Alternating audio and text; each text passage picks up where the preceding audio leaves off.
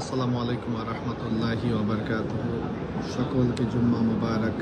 জুম্মার দিনে আমরা বেশি বেশি করে রাসূল সাল্লাল্লাহু আলাইহি ওয়াসাল্লামের উপর দরুদ শরীফ পড়ার চেষ্টা করি এবং আল্লাহ তাআলার জিকিরের মধ্যে থাকার চেষ্টা করি।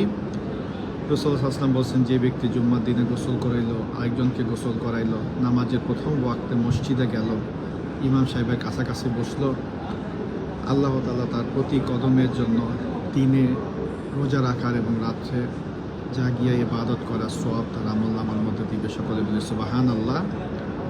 রাসূলুল্লাহ সাল্লাল্লাহু আলাইহি ওয়াসাল্লাম বলছে, কোনো ব্যক্তি যদি জুম্মার দিন 100 বার আল্লাহুম্মা সাল্লি আলা মুহাম্মাদিন আবদিকা ওয়া নাবিকা ওয়া রাসূলিকা নাবিয়্যিল উম্মি পড়ে, আল্লাহ তাআলা তাকে 80 বছরের গুনাহকে মাফ করে দিবে। সকলে বলে সুবহানাল্লাহ। কোনো ব্যক্তি যদি জুম্মার দিনে 1000 বার দরুদ শরীফ পড়ে, সে তার স্থান যতক্ষণ পর্যন্ত জান্নাতে না দেখবে ততক্ষণ পর্যন্ত তার মৃত্যু হবে না। রাসূল আসলাম বলছেন যে কোনো ব্যক্তি যদি আসর নামাজের পর 80 বার এই দরুদ শরীফ পড়ে, আল্লাহুম্মা সাল্লি আলা সাইয়্যিদিনা মুহাম্মাদিন নাবিয়্যিল উম্মি ওয়া আলা আলিহি ওয়া আসহাবি ওয়া সাল্লিম তাসলিমা, আল্লাহ তাআলা তার 80 বছরের গুনাহকে মাফ করে দিবে, 80 বছরের সওয়াব তার আমলনামার মধ্যে দিবে।